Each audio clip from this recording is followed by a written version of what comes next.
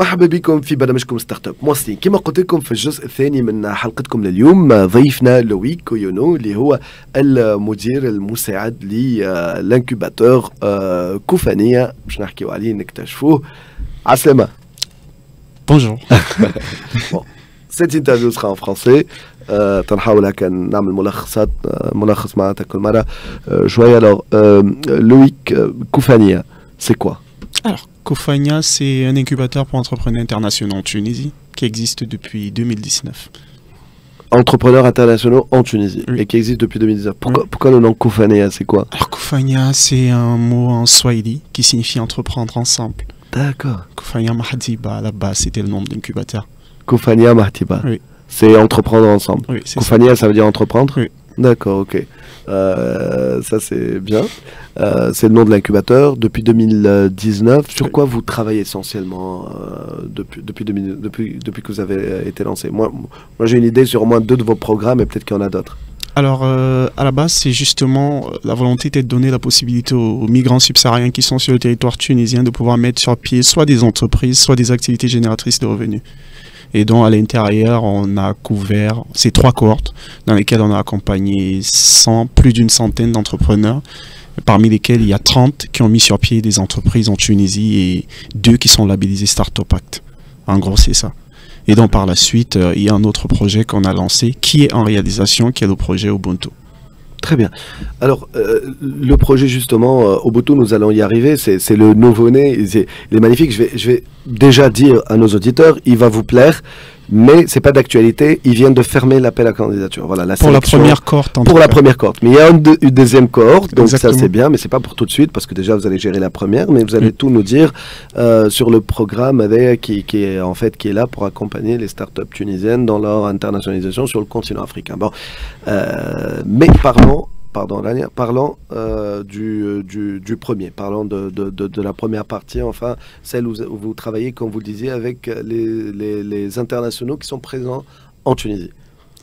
Exactement, c'est-à-dire qu'on donne la possibilité aux migrants subsahariens qui sont sur le territoire tunisien de mettre sur pied des entreprises ou des activités. Quelle que soit la raison de leur présence ici, qu'ils soient là pour étudier ou qui travaillent ici. Oui, mais on va pas se mentir, c'est pas une évidence en Tunisie, surtout par les temps qui courent. C'est-à-dire qu'on était là justement pour aider dans tout ce qui était légalisation, dans tout ce qui est, hormis tout le parcours entrepreneurial qu'on sait déjà très difficile.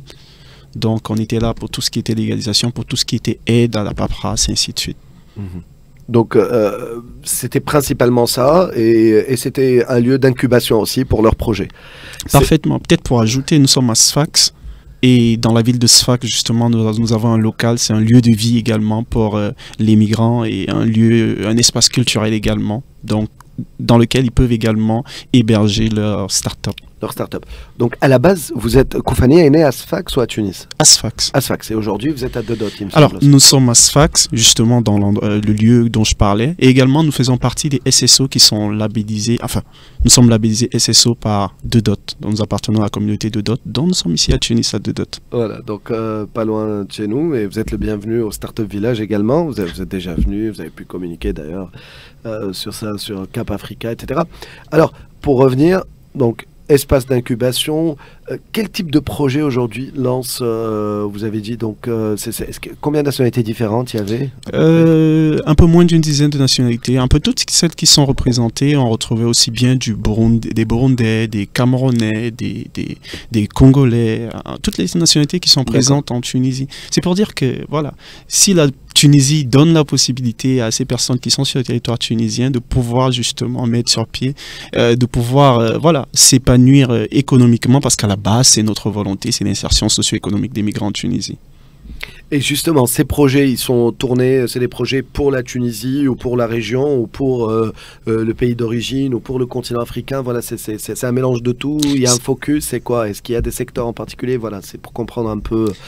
Alors, c'est majoritairement pour la Tunisie, mais bien sûr, il y a... Pour le marché tunisien. Oui, pour le marché tunisien, mais bon nombre d'entre elles ont des volontés d'expansion. D'accord. Et peut-être c'est où on ricoche sur la deuxième partie, ou plutôt le deuxième programme, qui est le programme Ubuntu. Le programme accès au marché africain principalement. Oui. Alors, c'est quoi les secteurs sur lesquels ils sont, tous ces entrepreneurs? Est-ce qu'il y a des secteurs plus présent ou c'est vraiment très diversifié? C'est très diversifié. Et même sur les deux programmes, vous verrez cela. C'est-à-dire qu'on n'a pas une volonté de nous arrêter uniquement sur un secteur bien déterminé. Nous avons aussi bien des startups dans du développement web. Nous avons des startups qui, majoritairement, sont des startups de services, en fait. Majoritairement. Principalement donc service, mais voilà, enfin, on essaie de discuter tout à l'heure en off, j'ai demandé s'il y avait des health tech, etc. Bon, il n'y a pas forcément, mais il y a des, mais c'est, il y a dans la, il y a des agritech, il me semble, il y avait. Oui, il y avait des agritech également, dans la fintech, bon nombre. Edtech, non? Edtech, non, pas pour, avec les subsahariens, non. D'accord. Justement, ça c'est par rapport la première partie, on va dire, ce que vous faites, ce que vous continuez à faire. On est bien d'accord, vous continuez à jouer ce rôle. Bon, pour l'instant, on est plutôt centré sur le deuxième projet qui est le projet. Mais avant de parler du deuxième projet, pourquoi est-ce que... crevons l'abcès, hein, il faut en parler. Est-ce que depuis les récents événements, est-ce que vous avez des problèmes de sourcing, à trouver des entrepreneurs d'Afrique subsaharienne, un petit peu moins peut-être, il y a moins d'intérêt ou ça n'a pas changé ou, Et déjà, il faut questionner ceux qui sont encore là. On va pas se mentir, bon nombre sont partis. Ah ouais. C'est-à-dire qu'actuellement en Tunisie, ils sont peu nombreux, déjà des subsahariens. Ensuite, il faut parler des entrepreneurs. Donc, faire du sourcing, c'est difficile. C'est difficile. Mais vous continuez ce programme-là, il est à la disposition, donc... au besoin. Voilà. Je résume rapidement. D'accord. Voilà, donc قبل ما نتعدى للجزء الثاني من اللي حبيت تسرع عليه البرنامج الاخر برينسيبالمون دونك كوفانيه اللي هو المدير المساعد نتاعو دونك لويك مع بول اللي هو المدير تاع كوفانيه. كوفانيه هي كلمه انتربروندر بالسواهيلي باللغه دونك entreprendre ensemble خاطر الاسم كان اطول مي ils ont gardé كلمه كوفانيه. بداوا من 2019 يخدموا برشا مع لي كوميونيتي معناتها مع كيما يقول هو لي انترناسيونال موجودين في تونس مي برينسيبالمون من افريقيا جنوب الصحراء. عملوا ان بروغرام دانكوباسيون محضنا للمشاريع نتاعهم في صفاقس. توا ولاو عندهم ساق في تونس هنا في العاصمه في ذا دوت. قلت لهم مرحبا بكم في ستارت اب فيلاج مي اليوم هم موجودين في ذا دوت مي برينسيبالمون في صفاقس. دايوغ سي ان اسباس دو في قال معناتها يجيو المهاجرين الى اخره وفي دونك الامكانيه انه يحضنوا المشاريع نتاعهم. المشاريع تلقاوهم في الفينتاك دونك في ستارت اب في كل ما هو ماليه وايضا في الفلاحه دونك دي زاغريتك فما اقل شويه من 10 جنسيات معناتها مختلفه تقريبا 10 جنسيات مختلفه دونك في البروجي هذا. سالته بكل وضوح خاطر قبيليك معناتها نحكيو على الوضع وكل دونك قلت له بكل وضوح خلينا نحكيو على الوضع هنا الاحداث اللي صارت معناتها الفتره الاخرى في تونس هل هذا زاد عطل. دونك قال هو اللي وي معناتها فما قال لي ديجا ما قعدوش برشا عباد يعني برشا عباد غادرت وفي اللي قعدوا لازمك تلقى les entrepreneurs فيهم donc c'est pas évident mais quand même مواسطين في البروجي هذايا نتاع l'incubation. Voilà, et il me confirme parce que je pense qu'il a quelques notions tunisiennes Loïc et il comprend يفهم شوية. Voilà Loïc, pour la deuxième partie donc on va attaquer l'autre projet. Je vais l'introduire aussi en tunisien. donc المشروع الثاني نتاعهم مهم ياسر ينجم يهمكم كانكم ستارت اب تونسيه تسمعونا اللي هو مجعول باش يختار دي ستارت اب ويعاونهم انه يحلوا لهم بيبان في اسواق افريقيا جنوب الصحراء. لو بروجي باغ كونتر مازال كي تسكر لابيل كانديداتور نتاع الكورت الاولى اختاروا ديجا لا كورت يعطينا اكثر تفاصيل ولكن بيانتو باش يعاودوا يحلوا كورت اخرى. donc نسمعوا. alors Loïc, ce deuxième projet, je disais on venait de clôturer la première cohorte mais c'est pas perdu parce qu'il y a une deuxième cohorte, vous allez nous dire peut-être quand etc et tout, mais ce projet là alors comment il fonctionne, comment ça va se passer, quelles sont les startups qui ont été sélectionnées, peut-être dans quel secteur ils sont etc. Voilà. Alors il s'agit du projet Ubuntu. C'est un programme qui aide à l'internationalisation des startups tunisiennes vers les marchés d'Afrique francophone. Parmi les pays, nous avons le Cameroun, la Côte d'Ivoire, la République démocratique du Congo, le Kenya. Qu'est-ce que j'ai dit? Le Rwanda. Donc, en gros, c'est ça. Et la volonté ici est justement d'aider les startups à s'internationaliser vers les marchés d'Afrique francophone. C'est un programme d'accompagnement sur 6 mois. Là, nous sommes à la première cohorte, comme je disais, et la volonté, c'est qu'au final, 5 startups puissent réellement partir être financées pour aller vers ces différents pays, les pays de leur choix.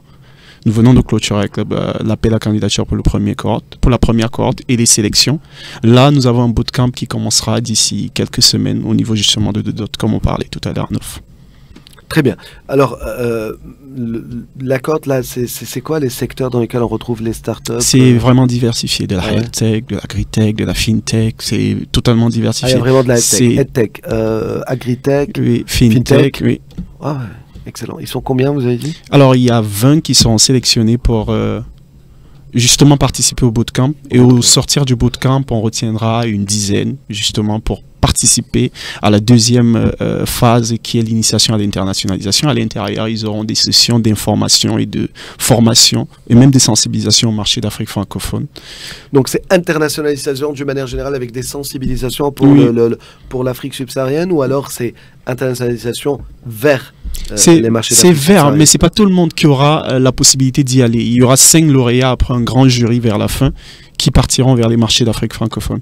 Et le truc actuellement, c'est la question qu'on se pose souvent, c'est pourquoi est-ce qu'on échoue? Parce que moi, je suis en Tunisie depuis 7 ans et bon nombre de personnes m'ont contacté déjà pour aller vers les pays d'Afrique francophone. Quand je dis personne, je parle d'entrepreneurs. Et parmi elles, il y avait beaucoup qui avaient essayé justement la route vers l'internationalisation et qui s'étaient échoués. C'est fort d'un certain réseau qu'on a ici, parce que tout à l'heure, je parlais de Koufania. Koufania, c'est un grand réseau avec les communautés comme justement AfriLabs, avec la communauté comme Afrikinov. C'est tout un grand réseau qui nous accompagnera durant cette clin d'œil à Maïssa alors avec AfriLabs. Oui, exactement. Qui nous accompagnera durant ce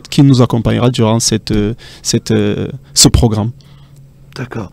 Et les marchés, donc c'est Cameroun, Côte d'Ivoire, Sénégal, RDC. Il y a même Rwanda. Rwanda également, oui. Voilà. Qui est anglophone, mais c'est un pays qui à la base était francophone. Ouais. Et donc... Excellent, donc il y a énormément de potentiel. Pour l'instant, ils sont 20, ils vont devenir 10 à l'issue du bootcamp, et ensuite 5 qui auront la chance d'être accompagnés sur ces marchés carrément. Donc, oui, d'être accompagnés. C'est 3 étapes. On a clôturé la phase d'appel à candidature et sélection. La deuxième phase, c'est l'initiation à l'internationalisation, où je parlais des formations et de sensibilisation. Après, il y a les formations concrètement qui arrivent avec des experts que je citais sur les marchés d'Afrique francophone. Il y a également des responsables d'incubateurs de ces différents pays. En gros, c'est du coaching produit one-to-one. C'est pas des cohortes habituelles, one-to-one sur votre produit pour voir la faisabilité, pour mettre sur pied un cahier de charge d'internationalisation, et pour au final un grand jury qui choisira 5 startups qui iront. Et on ne s'arrête pas là, on continue également avec le suivi à l'internationalisation quand vous êtes déjà sur place. Ah ouais. Et ça prend combien de temps de bout en bout? Près de 6 mois. Près de 6 mois, c'est un programme de 6 mois. C'est du fast. Donc comment? C'est du fast en quelque sorte.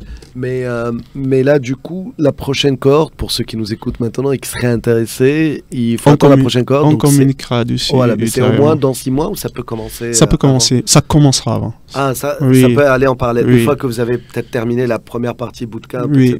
Où ils ont... Exactement. Parce qu'en fait, l'idée pour la phase de financement où ils partent à l'internationalisation, c'est qu'ils y vont tous ensemble, en fait.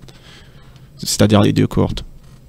Donc suivez Koufania pour savoir c'est quand la prochaine cohorte, ou pourquoi pas vous nous tenez au courant, Loïc, et on fera l'annonce. On reste en contact. Voilà.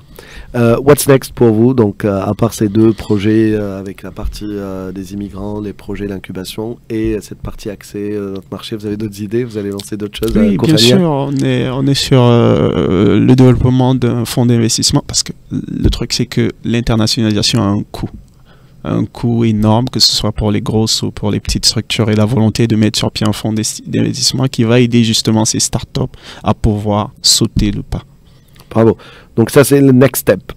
Mais vous allez avoir les sous, l'argent auprès d'eux, vous allez lever de l'argent. Est-ce que vous cherchez des gens qui seraient intéressés à mettre ça? Justement, on profite de votre canal pour justement lancer un appel. Donc là, vous êtes en pleine levée de fonds pour ce fonds-là. La mission principale, c'est d'accompagner les startups tunisiennes qui veulent s'installer sur les marchés d'Afrique francophone. Exactement. C'est ça le pitch en une phrase. C'est ça. Très bien, d'accord. Et c'est en cours, c'est ouvert. C'est en cours. S'il y en a qui vous écoutent, qui sont intéressés, ils peuvent déjà nous contacter. D'accord, ok.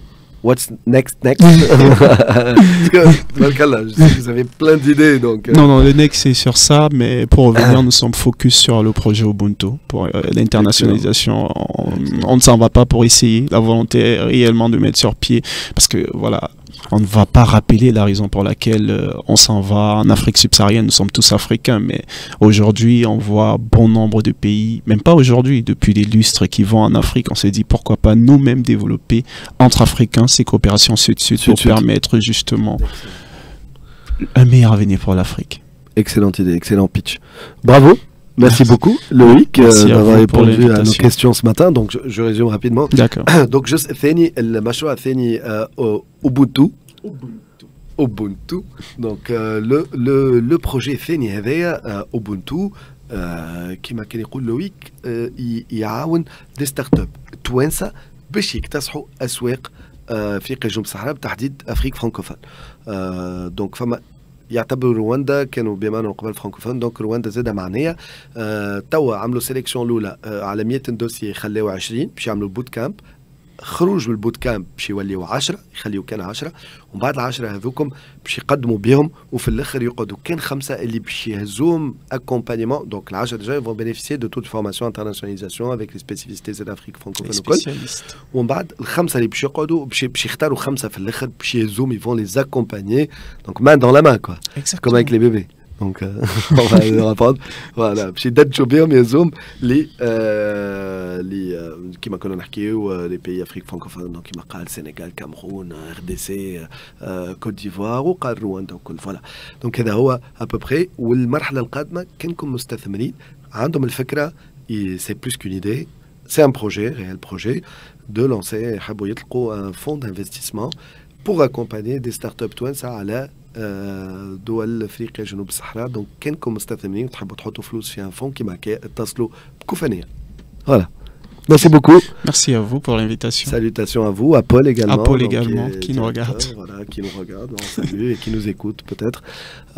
Donc تحية الكل مستمعينا. هكا وصلنا لنهاية حلقتكم من ستارت اب الأولى في السيزون هذيا. إن شاء الله نكونوا نفعناكم. شكرا لكل ليكيب، ونسمع بحيكم. نهاركم مبروك، ربح حمي بلادنا.